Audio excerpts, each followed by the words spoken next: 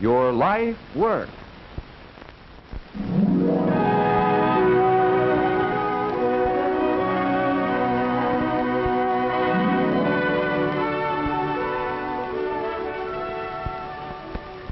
If you want to be a professional nurse, it is necessary to choose a good school of nursing, because only in a good nursing school can you get the preparation on which your future as a nurse must depend.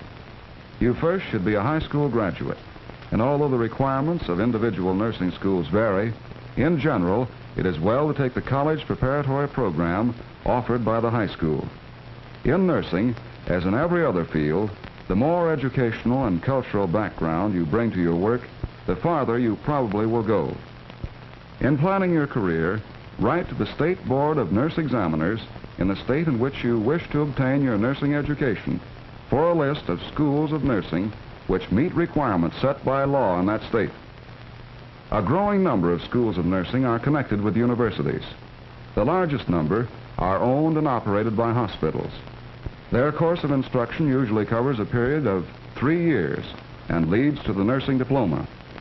Visit the nursing school which you are considering, or at least write for a catalog.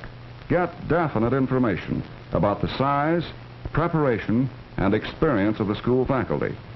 Find out if the diploma of the nursing school entitles you to take state board examinations. Inquire if the school is approved by the medical profession, and investigate the courses provided for student nurses. Good schools of nursing will admit only those high school graduates who placed in the upper third or half of their class, and give preference to young people who have had work or experience beyond high school. The good nursing school first will be concerned for your own health. You'll be given a thorough medical examination and must meet certain health standards before you are accepted. You will learn to practice rules of positive health, and there should be recreational facilities available for your use and that of your fellow students. Your own personality is very important to the success of your nursing career. The ability to get along with other people is valuable in any profession, but it is absolutely essential to the nurse. You should be strong, because as a nurse, people will depend on you. You should be trustworthy, because people will confide in you. You should be steady, dependable, self-reliant, tactful, sympathetic, and have a sense of humor. You should have a spirit of service and a sincere interest in human beings of all classes and kinds. Your nursing school courses in psychology and sociology will help you in your work with patients and your relationships with other people. And reading nursing literature and other books in the school library will also help.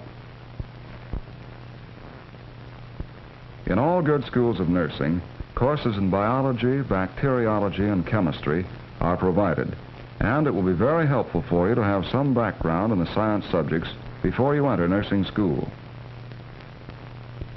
Work in anatomy and physiology must be included, for a knowledge of the human body and its functions is essential in the work of the nurse. Instruction in nutrition and cookery are necessary to teach the nurse how properly to direct the preparation of food for patients, and in many cases, to prepare it herself. When she is caring for patients in the home and lacks the scientific facilities of the modern hospital, this ability and a great amount of resourcefulness is especially valuable. Well-equipped schools of nursing provide a nursing arts laboratory or a demonstration room, which is set up like a small ward with beds and a medicine cupboard and other supplies. Here, nursing procedures may be demonstrated, and the student nurses practice the techniques of nursing using one another as practice patients.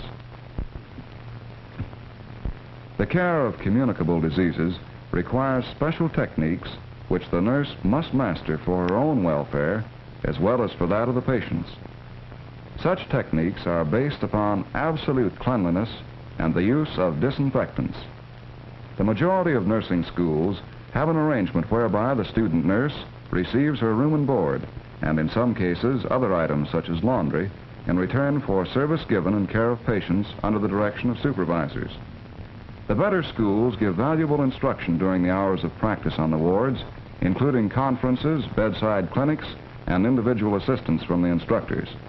During the clinical period, the student nurse should gain experience in medical, surgical, maternity, and communicable disease nursing, the care of children and the mentally ill, and the knowledge of public health nursing. The joy of any girl is justified when she receives the diploma of her nursing school and knows that she is about to begin a constructive career in the profession she has chosen. After completing their preparation in a school of nursing, graduate nurses must pass state board examinations before they can get employment as registered nurses with the privilege of using the initials RN after their names.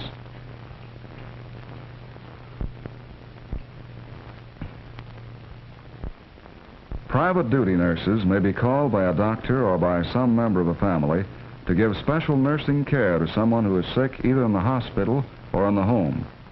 Whenever called, the private duty nurse goes, ready to fit in wherever the patient may be, regardless of what the illness is. She usually cares for only one patient and helps that patient through all the stages of the illness. Each patient presents a different personality, different problems, and the nurse must bring comfort and assurance to the patient and the patient's family.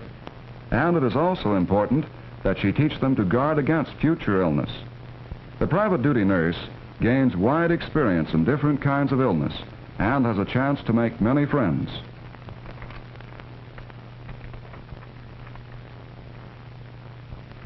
Nurses in factories give first aid treatment in case of accidents and supervise the health of workers. To a great extent, heavy industry employs male nurses, who are increasing in number, and other men in nursing are employed in the care of the mentally ill and in prison hospitals. In schools, the school nurse gives physical examinations to the pupils and works with the teachers in educating the pupils in good health habits and in preventing the spread of diseases in the school. In some fields of public health nursing, the nurse visits her patients in their homes. Under the physician's direction, she gives care to the sick and combats epidemics. She teaches mothers how to give their families better food and health care. It is due largely to her that many children are given the right start in life, and that fathers and mothers are learning the rules of health that lead to happier and more useful living. In great emergencies, an army of enrolled Red Cross nurses can be called together very quickly to give emergency nursing service. The federal government employs thousands of nurses in the Army Nurse Corps, the Navy Nurse Corps, the United States Public Health Service, the United States Indian Service, and in Veterans Administration hospitals. You can see for yourself that there's a definite demand for well-qualified nurses in public health nursing and in government service. For any kind of serious illness, doctors ordinarily recommend that patients be placed in a hospital if possible because of the better facilities and care that is available there.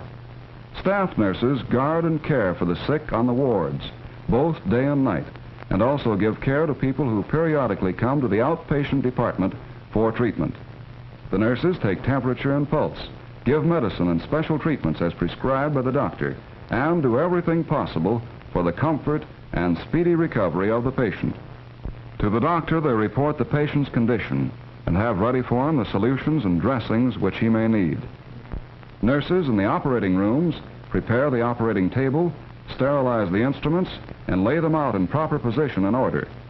After the patient has been made ready for the operation, the nurse assists the surgeon by handing him the right instruments and materials as required. Nurses on duty in the emergency ward must be prepared at all times to assist in the care of any cases brought in by the ambulances. In institutional nursing, there are a number of administrative positions, including those of hospital superintendent, director of nursing service, head nurse, and supervisor. Many nurses hold positions on the faculties of schools of nursing. Such positions as these are definitely worth planning toward. Preparation for them requires at least some college background, and in many instances, a degree and postgraduate work, in addition to executive or teaching ability. The nurses who deal with the treatment and care of children must be able to apply treatments as specified by the doctor and have a knowledge of proper foods in their preparation, for in many diseases, permanent cure may result only from correction of the diet and be a slow process. Child nursing requires a liking for children and the ability to work happily with them. The nurses in the maternity wards care for mothers and their babies. The chief aim of maternity nursing is a well baby and a well mother who knows how to care for herself and her baby. Part of the responsibility of the nurse, therefore, is to teach mothers the correct care of their babies when very tiny and as they grow older.